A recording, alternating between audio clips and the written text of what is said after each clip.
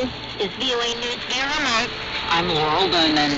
Russian missile attacks hit critical infrastructure in Kyiv and the eastern city of Kharkiv Saturday morning, and a utility company imposed emergency power cuts in the capital and two other regions. No one was reported hurt, but missile debris caused a fire in one place, and houses were damaged outside the capital, officials said. Meantime, Russia says it has taken the city of Soledar, but Ukraine denies it. The sound of gunfire now from the scene.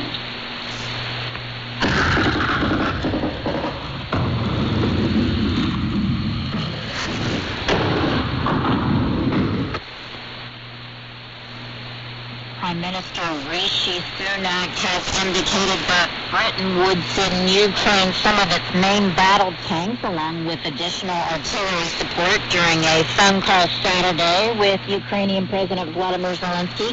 Media reports have suggested Britain was in discussions with Ukraine to deliver the Challenger 2 tanks to help the country fight invading Russian forces. And former Russian President Dmitry Medvedev accused Japanese Prime Minister Fumio Kishida on Saturday of shameful subservience to the United States and suggested he should ritually disembowel himself. It was the latest in a line of shocking statements from the former president, who was once seen as a Western-leaning reformer, but has reinvented himself as an arch hawk since Russia invaded Ukraine last year.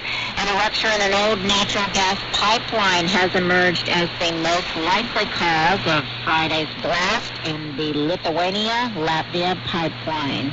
This is VOA News.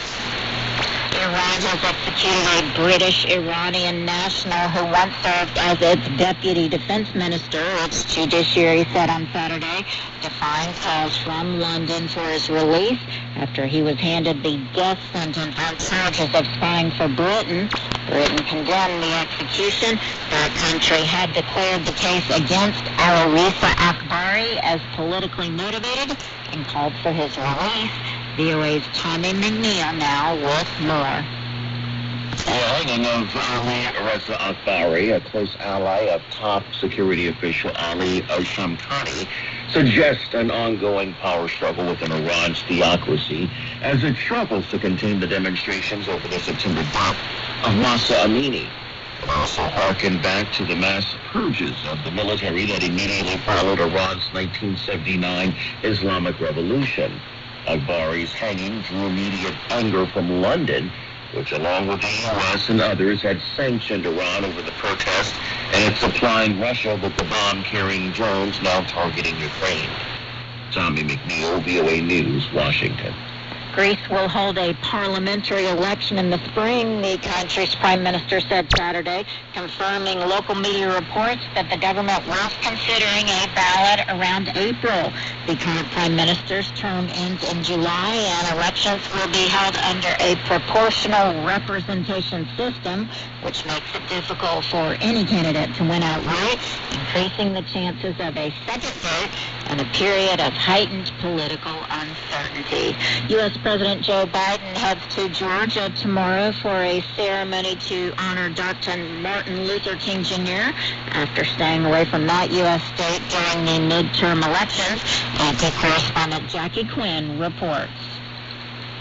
A White House advisor says President Biden will be the first sitting president to deliver a sermon during Sunday morning services at the historic Ebenezer Baptist Church, where Dr. King had preached. The president will not only reflect on Dr. King's legacy, but also voting rights legislation, which is stalled on Capitol Hill. Senator Raphael Warnock issued the invitation. He presides over the church, but had kept President Biden at arm's length during the midterm elections because of the president's lagging approval ratings.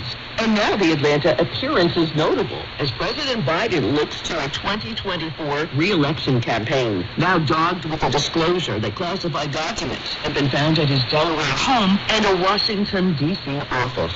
Jackie Quinn, Washington. Laurel Bowman, VOA News.